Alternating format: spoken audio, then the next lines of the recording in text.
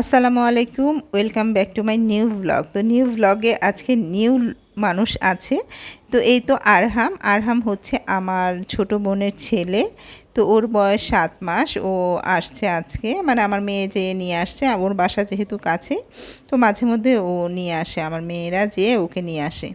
তো এই তো এসে দেখেন খেলাধুলা করছে। ও একটু হামুর দিতে পারে।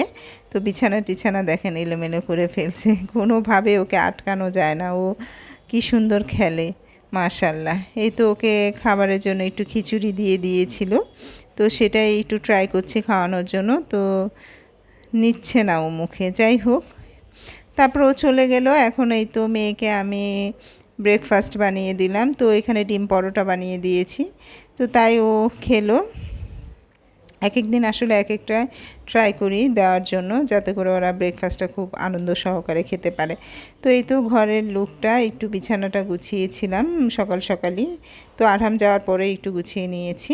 তো যাই হোক, তো এই তো তারপরে দেখি এক ভাবি আমার জন্য পিঠা পাঠিয়েছে। তো তেলের না, এটা কি পিঠা, পাটিসাপটা পিঠা আর হচ্ছে চিতই পিঠা। তো দেখেন কি কাণ্ড, কি অবস্থা। আর এখানে শুটকির ভর্তা ছিল, কি যে মজা ছিল পিঠাগুলো। তো থ্যাংক ইউ ভাবি, আপনি এত কষ্ট করে আমার জন্য পিঠা পাঠিয়েছিলেন। তো খুবই মজা হয়েছিল পিঠাগুলো, খেতে খুব মজা আসলে।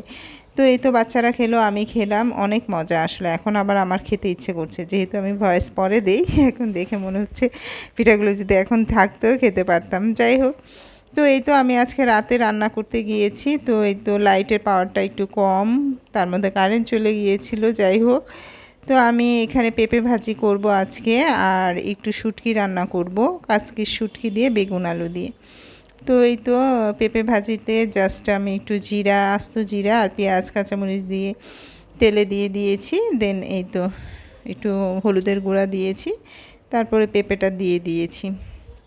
তো পেঁপে ভাজি এভাবে করলে কিন্তু খুব মজা হয়, আর কোনো মশলা ওরকম লাগে না। এই তো দেখেন কারেন্ট চলে গিয়েছিল, অন্ধকার হয়ে গিয়েছে। তো এই তো পেঁপের ভিউ। এখন এই তো আমি শুটকিটাকে একটু খোলা, মানে একটা কড়াইতে একটু টেলে নিয়েছি, তাহলে কিন্তু পরে ধুয়ে রান্না করলে খেতে খুব মজা হয়, মানে একটা অন্যরকম সেন্ট হয়। তো যাই হোক, এই তো আমি পেঁয়াজ কাঁচামরিচ দিয়ে দিলাম তেলে, দেন শুটকিটা দিয়ে দিলাম, দেন মশলাপাতি দিয়ে এটাকে একটু কষিয়ে দেন একটু পানি দিয়ে দিয়েছি। রসুন বাটা কিন্তু অবশ্যই দিতে হবে শুটকিতে। তো এই তো সবজির মধ্যে বেগুন আলু ছিল শুধু, এটা দিয়েই আমি কাসকি মাছের শুটকিটা রান্না করছি। তো এভাবে রান্না করে দেখতে পারেন, খুব মজা হয় আসলে। আজকে তেমন কিছুই করিনি, সারাদিন আসলে একটু ব্যস্তই ছিলাম। তো রাতের বেলা রান্না করলে ঝামেলা হয়ে যায়। তো সবাই ভালো থাকবেন। Thank you very much for watching this video.